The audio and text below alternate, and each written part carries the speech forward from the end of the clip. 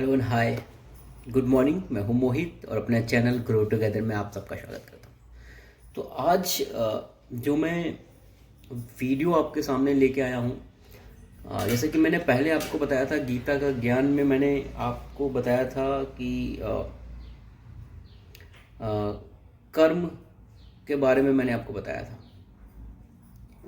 कि कर्म करना अपना कर्तव्य है, बाकी फल की इच्छा ना करें, वो ऊपर वाले के हाथ में। वैसे ही आज मैं दूसरा गीता से ही दूसरी चीज़ लेके आया हूँ।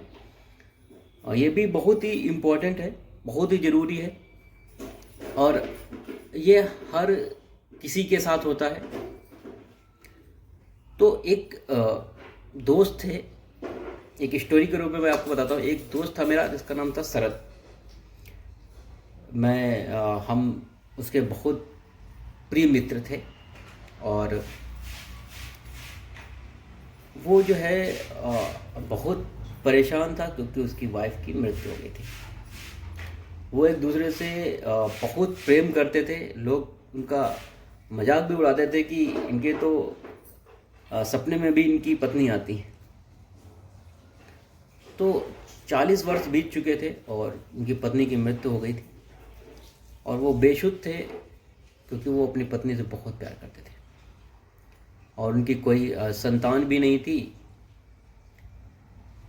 उनकी पत्नी रेशमा जो है ने कई मंदिरों के चक्कर काटे, झाड़ फूक, दवाइयाँ जो का सब कुछ किया, लेकिन उनके कोई भी संतान नहीं हुई। तो वो मेरे बच्चों से ही प्यार करते थे और उससे ही अपने जो बच्चों का प्यार होता था वो देते थे। तो जब उनकी वाइफ की मृत्यु हुई तो जाहिर सी बात है, जो प्यार करेगा वो परेशान हो गई। बेसुध थे वो और शरद जी, क्योंकि उनकी पत्नी की मृत्यु हो गई थी, सब कुछ भूल गए थे। किसी तरीके से उनका अंतिम संस्कार किया और अंतिम संस्कार करने के बाद उन्हें पता ही नहीं था कब क्या कैसे हुआ सब, क्योंकि वो बेसुध थे। इतने दिल टूट चुका था, बहुत परेशान थे वो। तो हमसे नहीं देखा गया तो हमने गीता का एक, क्योंकि वो इतना हमारे परम मित्र थे तो हमें उन्हें समझाना बनता था। तो हमने एक गीता की पुस्तक निकाली और उसमें से वो श्लोक ढूंढा जो उनकी मदद कर सकता था, जो श्री कृष्ण ने अर्जुन को बताया था। वो क्या था? नैनम चिंदन्ति शस्त्राणि नैनम दहति पावका न चैनम क्ले दयन्त्यापो नशो शयति मारुता। तो इसमें श्री कृष्ण जी ने अर्जुन को बताया है कि आत्मा अजर अमर है। इसे न तो कोई हवा बुझा सकती है, न पानी गीला कर सकता है, न कोई शस्त्र उसको काट सकती है, न कोई उसको ले सकता है। हर इंसान के अंदर आत्मा का निवास है और एक ना एक दिन उसे वहां से जाना ही है। जैसे इंसान पुराने वस्त्र छोड़कर नए वस्त्र पहनता है, उसी तरीके से आत्मा एक शरीर को छोड़ के दूसरे शरीर में जाती है।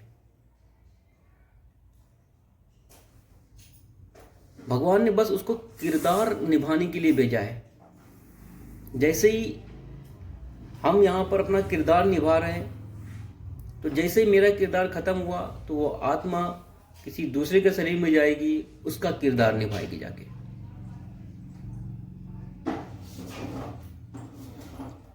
तो हमने समझाया कि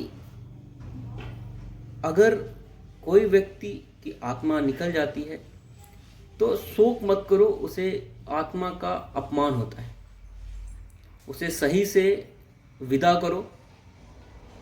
जहाँ तक उसका साथ था वहाँ तक उसने आपका साथ निभाया, जैसे हम अपनी ज़िंदगी की अगर बात करें, अपनी लाइफ की बात करें, तो हम लोगों से मिलते हैं और मिलने के बाद बिछड़ जाते हैं।